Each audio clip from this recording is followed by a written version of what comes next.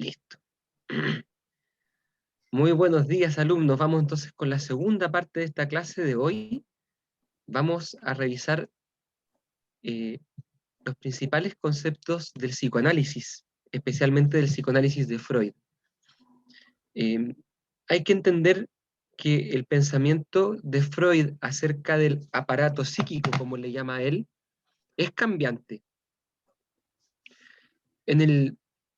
En la etapa prepsicoanalítica, voy a compartirles pantalla.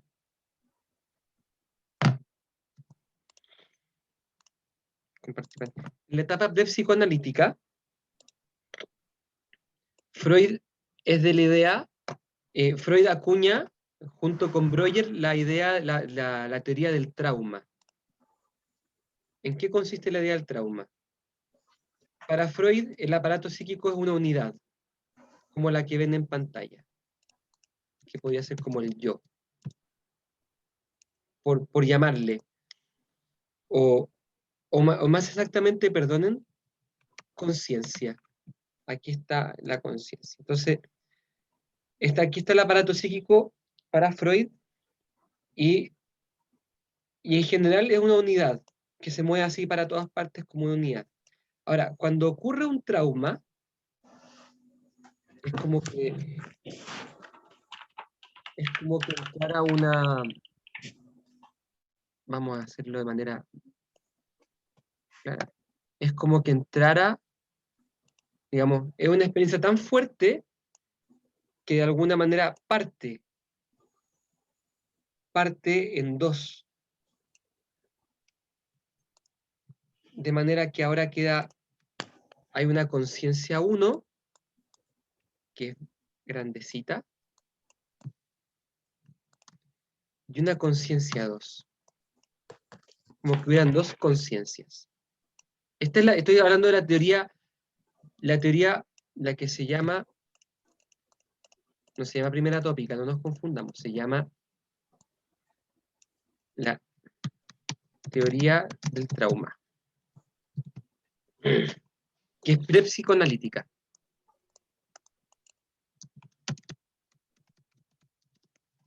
Entonces decíamos que está la conciencia, pero de repente ocurre una experiencia que expone la conciencia a la muerte, al trauma, a algo de mucha angustia, y entonces la conciencia queda partida en dos partes. Una que es la conciencia 1, que es como la conciencia habitual, y una conciencia 2 que vendría a ser como una parte que se escinde de la conciencia 1 y en la cual se va a almacenar el contenido traumático. Entonces, por ejemplo, no sé, alguien estaba, no sé, alguien iba con su familia en el auto, tuvo un choque impresionantemente duro, mucha sangre, muere alguien, la persona cae, digamos, se desmaya, o la persona está por ahí moviéndose, la llevan al hospital, se sana, etcétera, y después le preguntan qué pasó y no se acuerda. ¿Cómo no te vas a acordar si pasó algo importante, cierto? Y uno se acuerda de las cosas importantes. ¿Qué es lo que dice Freud? Ese recuerdo, por ser traumático, quedó escindido en la conciencia 2, no en la conciencia 1. Entonces la persona puede seguir viviendo normalmente, pero en la conciencia 2 queda almacenado lo traumático. Entonces, cuando la persona entra en hipnosis, el hipnotizador lo que hace es que empieza a hablar con la conciencia 2. Y por eso es que al preguntarle a la conciencia 2 qué es lo que pasó ese día, la conciencia 2 podría contar todas las cosas que pasaron. ¿Se entiende? Pero cuando la persona despierta y despierta a la conciencia 1, no se acuerda de lo que pasó. Esta es la primera teoría de Freud, como una especie como que la conciencia se partía como en dos, y lo traumático queda en la conciencia menor, a la cual solamente se podría acceder mediante hipnosis. Y bueno, por supuesto que el problema es que mientras la persona está en esta dualidad de dos conciencias, la conciencia 2 igual hace lo suyo, o sea, digamos, la persona, por ejemplo, se niega a andar en auto. ¿Por qué no te sube al auto? No sé, me cargan los autos. Oye, pero si tú manejáis, no, me cargan los autos. Y la persona no sabe por qué le cargan los autos. La conciencia 2 sí sabe por qué le cargan los autos. Por el Por el- accidente, ¿cierto? Pero la conciencia 1 no lo sabe. ¿Se entiende? Esta es la primera idea de Freud. Dos, una conciencia que split, se parte en dos, una de las cuales almacena lo traumático y la otra no, pero la que almacena lo traumático, aunque no está en el día a día consciente, sí influye sobre las actividades del individuo. Por ejemplo, no quiero subirme a un auto, no quiero ver películas donde hay autos, prefiero irme a pata, prefiero tomar el metro, no me voy a subir a un micro, etcétera, etcétera. Entonces, en este escenario,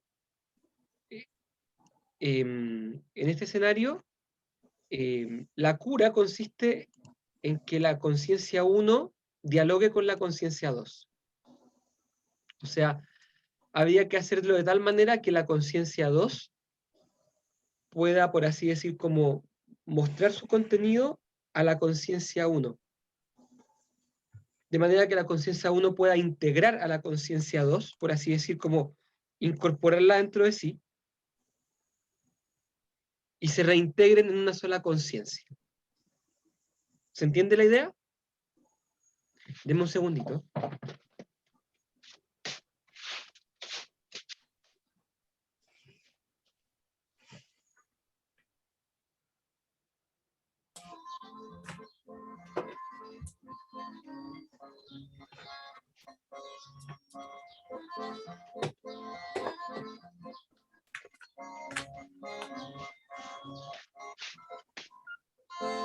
Ya.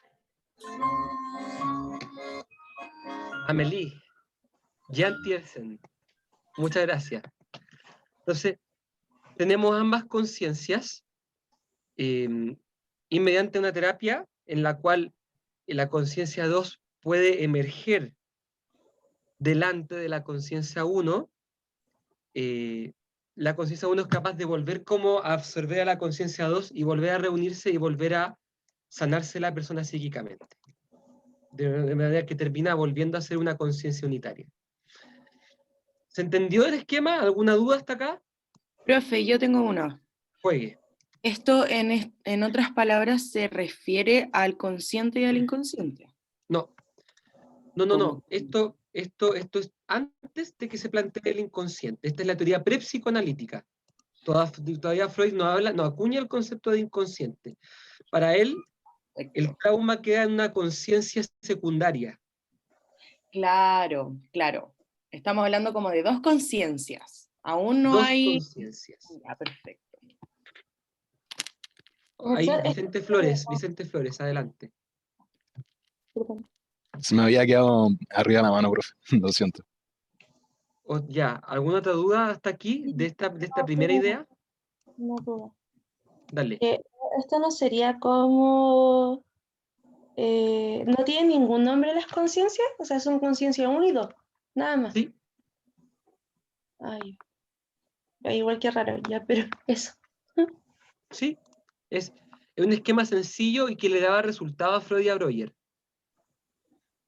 Ya, Y perfecto. de hecho, les voy a contar que hay muchos psicólogos actuales que siguen postulando esta teoría del trauma. Toda la gente que trabaja con disociación, con personalidades múltiples, digamos, trabaja y maneja esta teoría. ¿Ok? Entonces, Freud la va a desechar, en parte, o sea, la va a cambiar bastante cuando mostremos cuál es la primera tópica de Freud. Pero muchos otros psicólogos van a fijarse en esta que planteó Freud y que Freud como que desechó, y van a pensar que esta sí es la correcta. De hecho, ¿qué es lo que le empieza a pasar a Freud? Atención. ¿Por qué Freud digamos, por así decir, abandona esta teoría? La abandona porque a él le empieza a pasar que llegan muchas pacientes a su consulta a decirle, fui abusada, fui abusada. Otra, yo también fui abusada, otra, yo también fui abusada. Sí. Digamos, Freud se empezó a topar con que había mucha gente, también hombres y mujeres, sobre todo mujeres, pero que de alguna manera cuando revisaban para atrás lo traumático, siempre tenía algún contenido sexual, de abuso sexual o de alguna experiencia sexual temprana, indebida, etc. Entonces Freud dice, fíjense lo que piensa él, dice, o aquí es cierto y está quedando la embarrada y todos están siendo abusados, o bien los pacientes me están mintiendo. ¿Se entiende la pregunta? O sea, la disyuntiva. O sea, o están todas las pacientes siendo abusadas y el abuso es como una cosa tremendamente extendida, o bien los pacientes me están mintiendo, me están inventando escenas que nunca vivieron.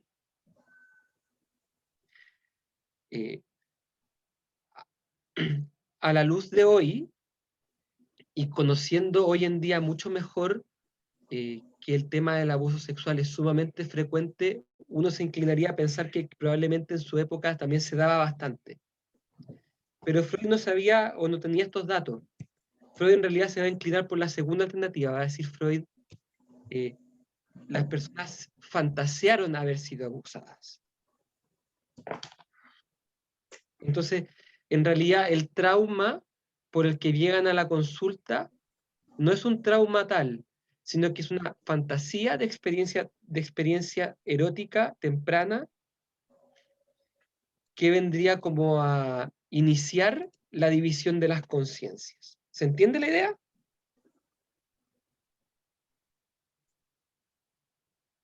Es como que se reprime lo moralmente incorrecto y queda escondido. Exactamente. Entonces, ya no sería, digamos, Freud se cuestiona tanto trauma y dice, no, aquí lo que pasa, va a decir, es que las personas tienen una especie de deseo sexual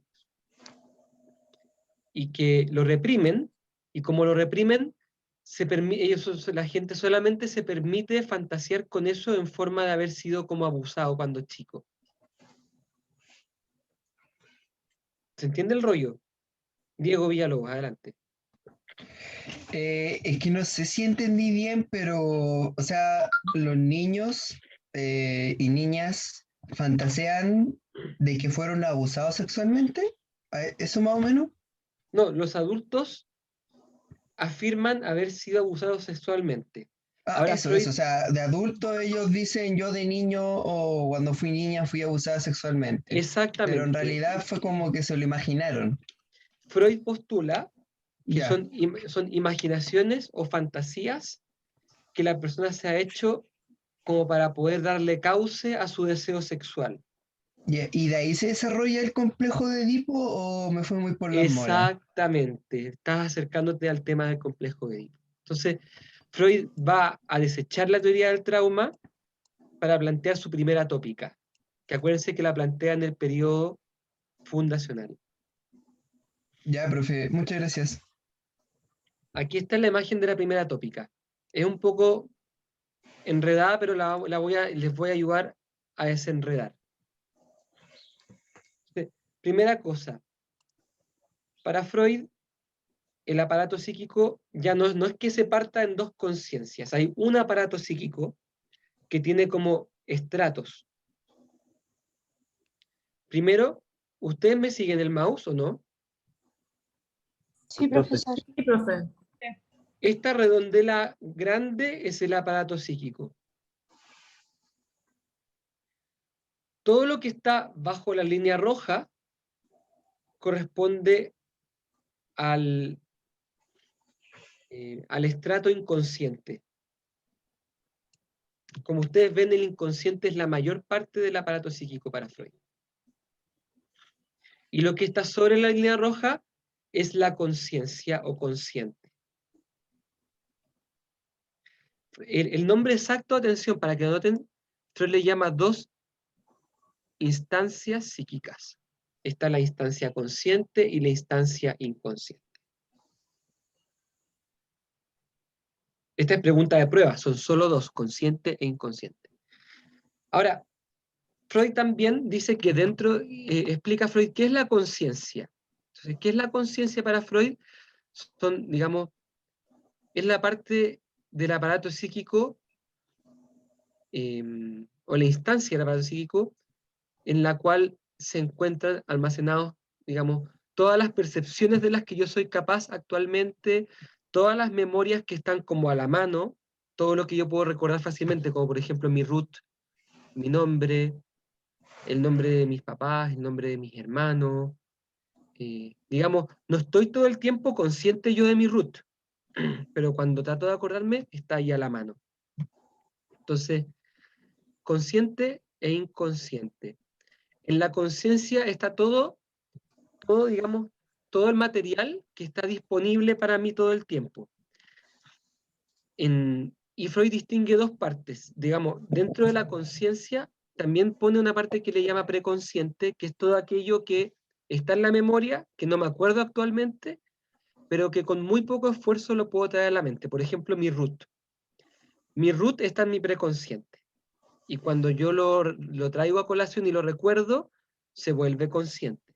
Pero en realidad nunca deja de estar en la instancia consciente. ¿Me explico? Profe, ¿lo puede repetir? Me perdí. Profe, ¿tú mismo lo puede repetir? De nuevo, está el consciente e el inconsciente. ¿Ok?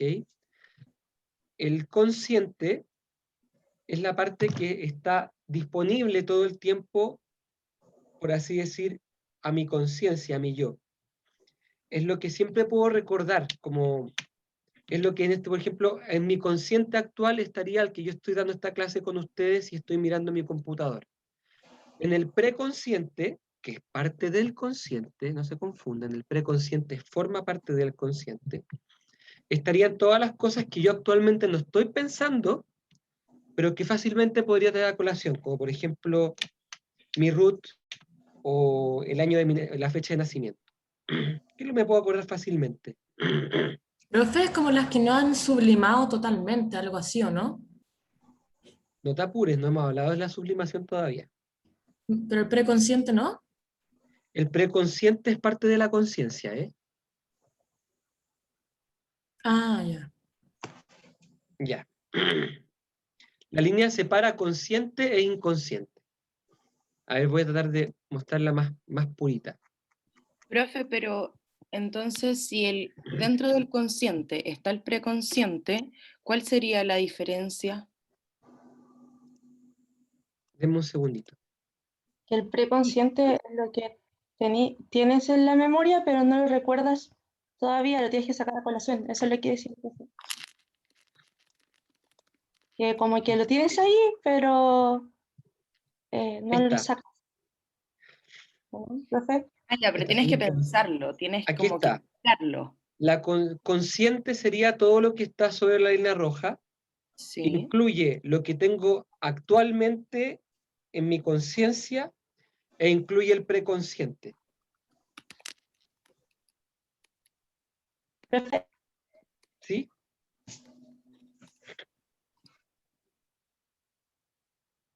¿Sí? No sé quién habló, Bueno, pero profe, entonces, ¿puede definir el preconsciente, por favor?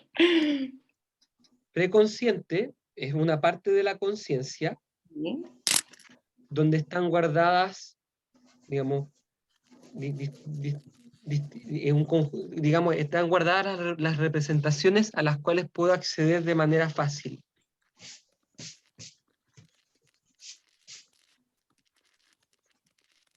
Perfecto. Y eso es todo. El inconsciente, por su parte, contiene todas las representaciones a las cuales mi conciencia no puede acceder. De ninguna manera. O sea, yo no puedo acceder a mi inconsciente jamás, de manera consciente. Imposible. El inconsciente es algo que de alguna manera yo puedo inferir en mí. Lo puedo inferir en mis motivaciones. Profe, pero usted dice, eso no se puede acceder de manera consciente, pero de manera, suena estúpido, pero inconsciente sí, ¿o no? Claro, lo que pasa es que uno, digamos, uno no tiene experiencia de lo inconsciente. Por definición es inconsciente. Entonces, yo puedo, digamos, discernir o sospechar que existe el inconsciente en base a algunas manifestaciones de él. ¿Cuáles son las manifestaciones que Freud dice de que el inconsciente aparece? La A las fobia. cuales Freud le llama formaciones sustitutas. Ah, ¿Ya? Serían los síntomas histéricos, el sueño, los actos fallidos, los chistes, los lapsus, los olvidos,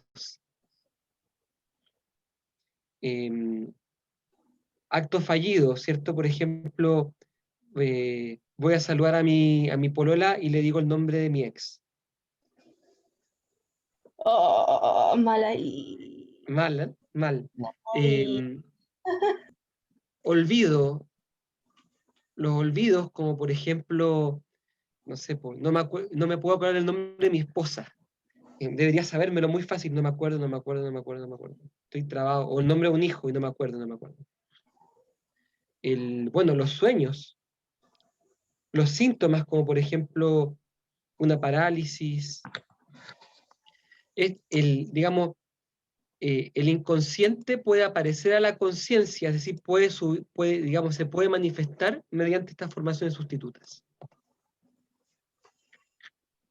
¿Ok?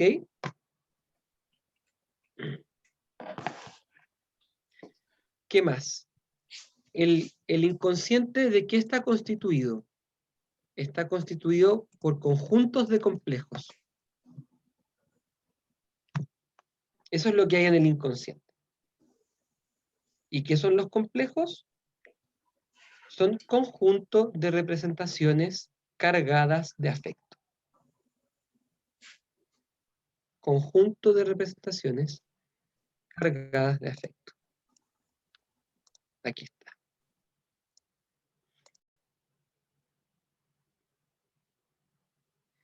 Entonces, habrían complejos, por ejemplo, el complejo donde están, por ejemplo, todos los recuerdos o representaciones de mi familia. Otro donde está como la figura paterna. Otro donde podría estar, digamos, hay infinitos, ¿cierto? Como representaciones como de lo real, de las amistades, del amor. Y habría un complejo que tiene particular importancia, que es el complejo de Edipo, que está en la base del inconsciente, aquí abajito.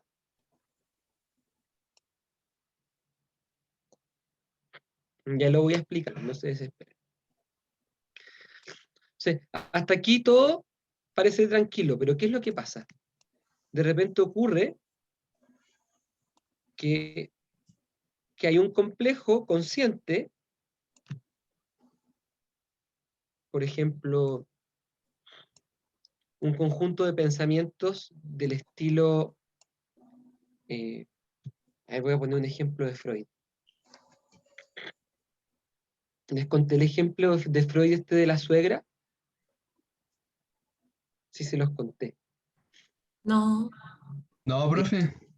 Sí, Freud habla de un caso, por ejemplo, de una señora de unos 45 años que está con unos olvidos tremendos de memoria y con unos rituales muy raros, que por ejemplo, no sé, de repente se siente mal y tiene que correr a la pieza a anotar una cosa en un papel. Y no puede no hacerlo. Y lo que anota es una cosa tonta, además, como sin sentido. Entonces la señora va a donde Freud para preguntarle como qué me está pasando.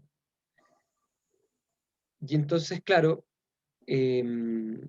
después de muchas conversaciones lo que estaba pasando, y según lo que Freud dice, es que ella había empezado a sentir algún tipo de atracción erótica por su yerno, por el esposo de su hija. Y como era inaceptable y moralmente, digamos, pecaminoso que ella sintiera este tipo de deseos hacia el yerno, este complejo o conjunto de pensamientos libidinosos hacia el yerno fue, fíjense lo que hago en el PowerPoint, fue enviado al inconsciente, fue reprimido.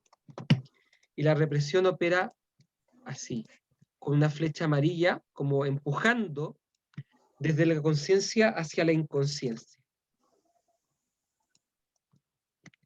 Esta es la represión, es decir, es como sacar un pensamiento molesto que es del ámbito consciente y lo exilio al inconsciente, lo desalojo, porque ese deseo es inconciliable con las exigencias éticas o estéticas de la personalidad. Denme un segundo.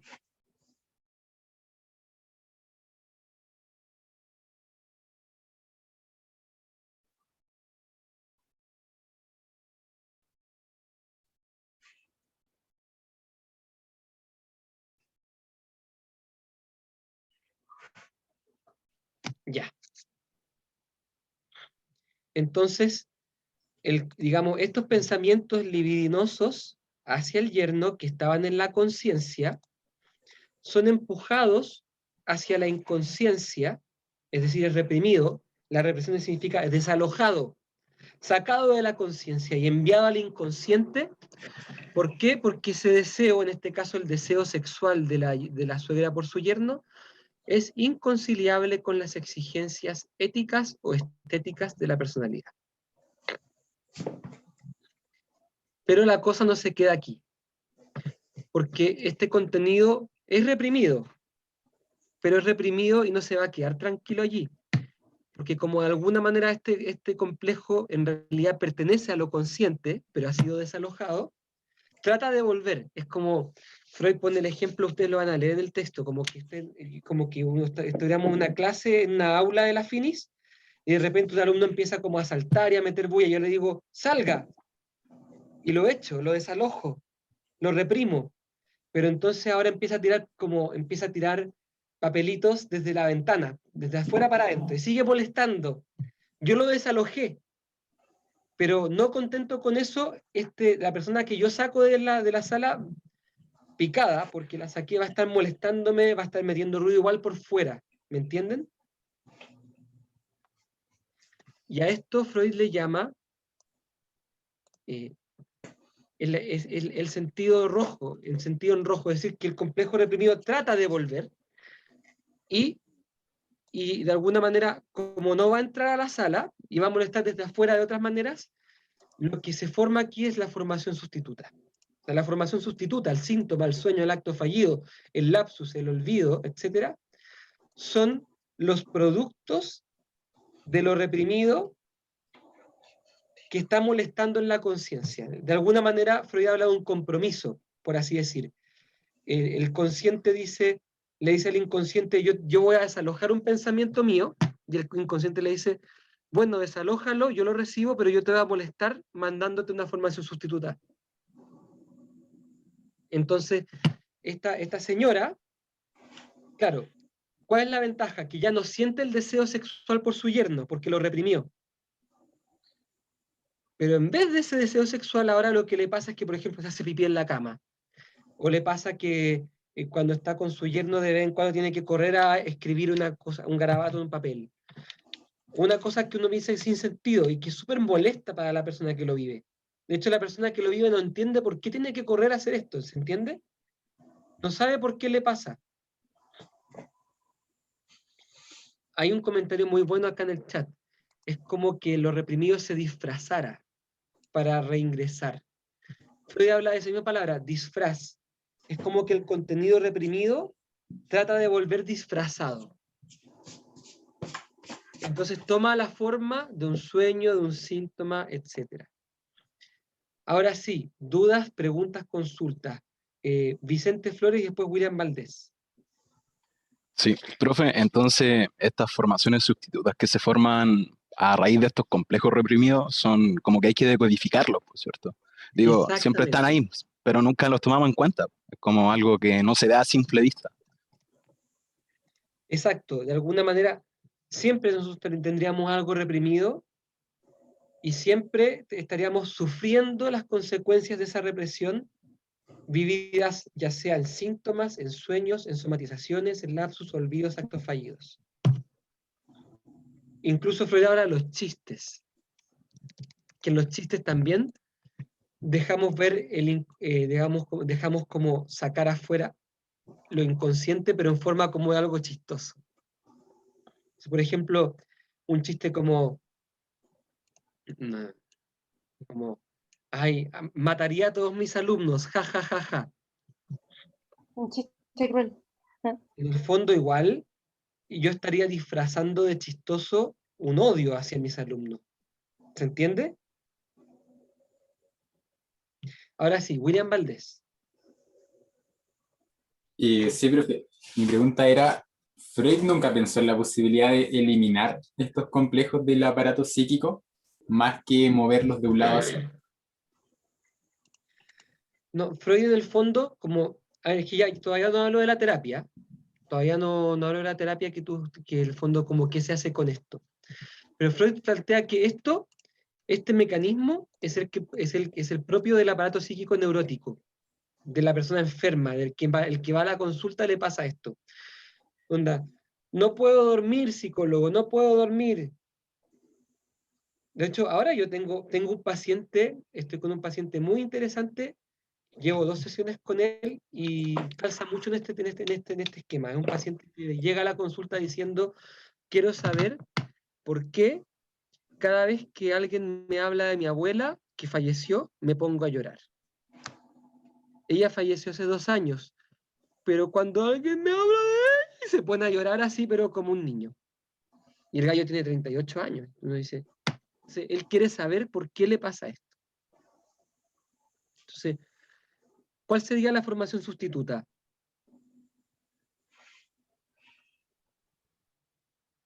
El llanto, llanto? por la abuela. Exactamente, este llanto incontrolable que también le hace la vida muy difícil porque él está trabajando, alguien le habla a una abuela y se pone a llorar. Y se pone a llorar, pero a mares. Una cosa como, yo lo he visto, o sea, se pone... Sí, como un niño desconsolado, o sea, y le pasa o sea, como que le pasa, es una formación, y obviamente él se da cuenta que esto es muy molesto para su vida y lo quiere que termine. Por eso es que llega al psicólogo. Ahora, obviamente, si esto es una formación sustituta, significa que hay algo que está reprimido, ¿no? ¿Qué puede ser lo reprimido? Quizás tiene una culpa con la abuela. El Bueno, duelo con la abuela. una abuela que quizás hizo mucho por él y él Puede no le ser, dio ni un poroto. esas son hipótesis que obviamente uno maneja, pero mientras no excavemos no vamos a saber. Pero atención, ¿qué es lo que pasa? Esto es muy interesante porque yo le empiezo a preguntar a este paciente que de dónde, como, ¿de dónde viene esta pena? Le digo yo. Y me dice, no, de nada, yo tenía una vida súper feliz. ¿Qué significa eso? Quizás está como bloqueando. ¿Por qué? ¿Por qué pareciera? Porque entonces yo le empecé a preguntar, ya, pero ¿qué onda tu abuelita? Como no, mi abuela era una santa, yo me llevaba increíble con ella, me dio mucho amor y cariño. Entonces, ¿por qué lloras? Bueno, uno empieza a avanzar. Bueno, parece ser que tu abuelita te dio mucho amor y eso te emociona. Y cuando ya falleció, tuvo que haber sido terrible. Entonces yo le pregunto, ¿por qué fue tan importante ella, siendo que tú tuviste papás, tuviste otra familia que te pudo haber dado amor también? ¿Se entiende la pregunta a la que yo voy? Como sugiriéndole que quizás no recibió todo el amor que él quería recibir. Y me dice, y él inmediatamente me dice, no, mis papás me amaron, mi papá es el perfecto papá, mi mamá es la mamá más maravillosa del mundo, y entonces como que ¿se entiende? Como que no colaborara, como que todo fuera perfecto. Sí. Profe, pero ¿Por qué pareciera que él como que está como impidiendo el trabajo terapéutico? Pareciera, porque como que en vez de dar opciones, como que cierra. ¿Por qué? Está muy deprimido, quizás. Es más fácil, chicos, es porque el complejo está reprimido. Y si el complejo está reprimido es porque hay algo en él inconciliable con su moral o con su exigencia. Entonces, obviamente, él quiere, fíjate, el paciente quiere que se acabe la formación sustituta, pero tampoco Claro. se quiere enterar de lo reprimido. ¿Se entiende? Entonces hay una especie como de lucha, porque quiere sanar, pero no quiere contar. O más dicho, no quiere contarse. Profe, y en ese Porque, sentido también no sería porque el complejo en sí mismo no puede llegar y salir tampoco, o sea, quizás él no quiera, pero inconscientemente él no puede llegar y sacar eso de una. exacto. Entonces, el trabajo Un del psicólogo monstruo. busca ayudar a que lo reprimido vuelva a la conciencia, pero no de manera brusca. Porque de manera brusca el paciente lo va a negar. Te va a decir que no, que no, que no, que eso no, que mi mamá es una santa, que mi papá es un santo, que todo ha sido un santo en mi vida, que yo nunca he sufrido nada. Y uno ahí dice, bueno, ¿cómo le puedo ayudar? ¿Se entiende? Entonces habría que buscar una manera de ayudarle al paciente. Fíjense que esto que le pasa, Freud le llama resistencia a lo que experimenta el terapeuta cuando trata de entrar aquí, porque el terapeuta empieza a preguntar, y el paciente dice, no, aquí no hay nada, no, aquí no hay nada, no, es como cuando mi hijo hizo una maldad y la tapó con una sábana. Entonces yo trato de decirle, oye, ¿qué hay debajo de la sábana? No, no hay nada. Es exactamente lo mismo, eso se le llama la resistencia. La resistencia es lo que experimenta el terapeuta, atención, lo experimenta el terapeuta cuando trata de entrar en el complejo reprimido. La resistencia viene porque la represión que es el esfuerzo de desalojo, está ejerciendo una fuerza hacia abajo. Fíjense la flecha amarilla. Hay una fuerza hacia abajo, y por otra parte, el complejo que está pugnando por salir a la luz, como una especie de globo que yo metí bajo el agua y que trata como de subir, ¿cierto? Y que yo como que trato de que se quede bajo el agua, pero como que trata de subir, sube en forma de formación sustituta. Entonces, por eso es que aquí tiene sentido hablar de psicodinamismo. Dinámica, ¿por qué? Porque hay choque de fuerzas, una fuerza que se expulsa del consciente al inconsciente y otra fuerza que va desde el inconsciente hacia el consciente. Y hay un choque. ¿Es mecanicista esta? Exactamente. Esto aquí Freud está concibiendo el aparato psíquico como una especie de región de fuerzas magnéticas, mecanicista, donde, digamos, todo lo que ocurre a nivel del inconsciente es causado por alguna cosa previa, como una especie de cadena de dominós. De ahí, atención, perdón, Sayen, yo sé que tienes hace mucho rato una pregunta, pero perdón. De ahí que para Freud no haya nada casual. En Freud no hay un espacio para la libertad o para la casualidad, porque todo es mecánicamente causado por algo anterior. De ahí que cualquier lapsus o cualquier olvido siempre es una manifestación de algo que tú estás reprimiendo. Para Freud no existe la posibilidad de que simplemente te olvidaste de algo porque te olvidaste, no. Ah, te olvidaste de algo, es por esto y es por esto, ¿cierto? De ahí que también a Freud se le llame que se le considere uno de los filósofos de la sospecha. Él siempre va a sospechar pensando que detrás de tus motivaciones conscientes hay motivaciones inconscientes que te están haciendo pensar y sentir así. Ahora sí, Sayen, adelante. Gracias, profe. Mi pregunta era de que si los complejos reprimidos siempre tienen que ser por algún deseo sexual o también tiene que ver solamente ética. Freud va a plantear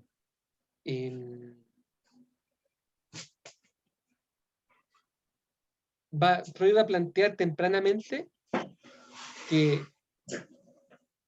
la causa de la represión siempre está asociada a algún tipo de deseo sexual. Sí. Siempre es un rollo con el sexo. Profe, pero ahora en la actualidad todavía se sigue pensando eso. Bueno, es que en la actualidad hay muchos psicoanálisis, no hay uno solo. Profe, Pero, eso, pero, disculpe, eso tiene que ver con la época de la que era Freud, por cómo depende el del punto de contexto. vista. Para Freud, esto es una especie de naturaleza humana de siempre. Para otras personas obedece más bien como una reacción hacia el tiempo de Freud. Profe, yo creo que era algo personal. No he leído mucho de eso quizás, pero de los gustos de Freud, quizás a él como un ginecólogo o alguna persona, una tendencia de él como pensar en esto tal y cual fue, como quizás por experiencia.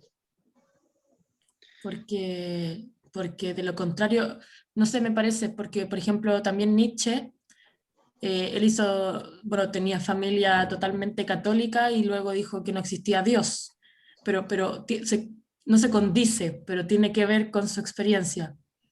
Entonces Freud me imagino que también quizás le gustaba no sé, la sexología, le gustaba el morboseo, puede ser. Y el Costanera Center diría que es tal cosa, pues esta otra. Es un falo erecto para mostrar el poder. Sí, claro. No, a ver, aquí no, yo no, como profesor yo no les puedo decir lo que es. Digamos, hay distintas posturas. Hay gente que opina que toda esta idea de la sexualidad en Freud proviene de sus propias, como, de su propio rollo. Y otros plantean que no, que Freud fue un visionario, que fue capaz de captar el rol de la sexualidad en la vida. A mí, yo les voy a contar aquí mi manera de ver. Yo creo que Freud captó mucho, y yo creo que, digamos, no se equivocó en muchas de las cosas. O sea, yo creo que efectivamente la sexualidad, incluso en la época de hoy día, que uno podría decir que es una época como súper abierta, sigue teniendo un rol súper importante en el psiquismo humano. Súper importante. O sea, somos seres sexuados, somos sexuales. Digamos, yo todo lo que hago lo hago como hombre. Y esa identidad masculina la llevo en todo lo que hago. Y además, el deseo sexual es algo que me aflora constantemente con lo que uno está viviendo siempre. O sea, digamos, hay una tendencia súper fuerte que también se explica desde la biología porque hay una fuerza de conservación de la especie. Si lo que se critica a Freud es que él piense que eso es lo único. Eso se le critica a Freud. Porque hay otros que dicen, no, si la sexualidad es importante, pero hay otras fuerzas también. A Freud se le critica que él haya considerado que todo venga de la sexualidad. Sayen. Profe, porque en ese caso el paciente con el que usted ve tendría algo sexual con su abuela. O quizás la abuela representa alguna cosa sexual o simboliza algo sexual que él no sabe que la simboliza y eso es lo que él duele de haber perdido. Profe, por ejemplo, un libro bueno que sí tiene que ver con esto del psicoanálisis, que pucha que me gustaron algunas partes, hace mucho sentido, el de Milan Kundera, o como se diga, el de la insoportable levedad del ser, que tiene todas estas como asociaciones y complejos, y represiones, bla, bla, bla, bla. Lo voy a dejar escrito por si alguien quiere leerlo. Chicos, estamos llegando al final de la clase y apenas hemos alcanzado a ver la primera tópica.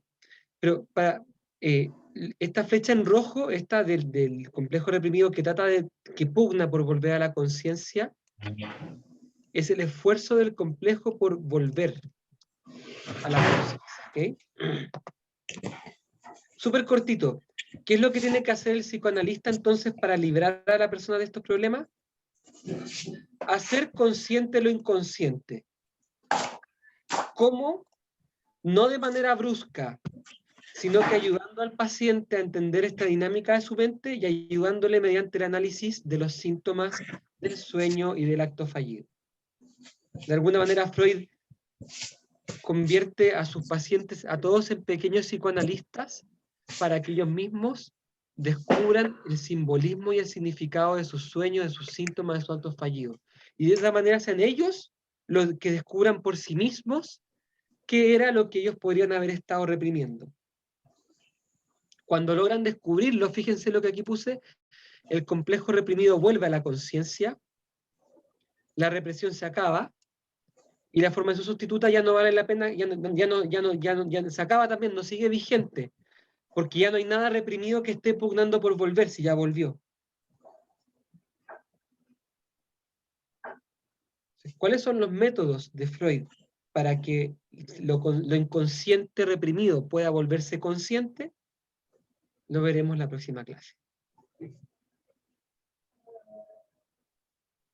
¿Qué les ha parecido hasta acá? ¿Están de acuerdo con Freud? ¿Será Freud un visionario, una especie de Cristóbal Colón de la mente? ¿O en realidad Freud es una persona que contagió a todos los psicólogos con algún tipo de perversión sexual que él traía de cuna? Es bacán el psicoanálisis. Genial.